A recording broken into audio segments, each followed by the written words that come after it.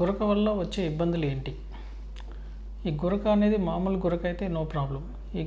ఈ గురకతో పాటు మనము రాత్రిపూట ఈ శ్వాసను ఆపేస్తాం. 10 సెకండ్స్ కానీ అంతకన్నా ఎక్కువ కానీ శ్వాసను ఆపేస్తాం. దీన్ని అబ్స్ట్రక్టివ్ స్లీప్ ఎప్నియా అంటారు. ఈ అబ్స్ట్రక్టివ్ స్లీప్ ఎప్నియా వల్ల ఏమవుతుందంటే నైట్లో స్లీప్ అనేది డిస్టర్బ్ అవుతుంది. ఈ డిస్టర్బ్ అవడం వల్ల మనం మార్నింగ్ లేచినప్పుడు ఫ్రెష్గా ఉండదు, అట్లా డల్గా ఉండడం, డే టైం స్లీపీనెస్ కానీ టైర్డ్నెస్ కానీ కాన్సన్ట్రేషన్ అనేది ఉండదన్నమాట.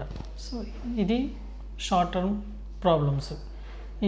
ఈ అబ్స్ట్రక్టివ్ స్లీప్ యాప్ని అలాగే వదిలేస్తే దీనివల్ల ఏమవుతుంది, హార్ట్ మీద ప్రెషర్ పడుతుంది. So they will develop hyper tension వస్తుంది. ఈ హైపర్ టెన్షన్ వల్ల ప్లస్ అదే ఈ మామూలుగా కంట్రోల్ కాదు. ఈ గురక ఉన్న వాళ్ళకి హైపర్ టెన్షన్ ఉంటే మామూలుగా కంట్రోల్ కాదు. ది హైపర్ టెన్షన్ అలాగే వెళ్తే హార్ట్ మీద ప్రాబ్లం అయ్యి heart failure, pulmonary hyper tension అనేది వస్తుంటుంది అన్నమాట.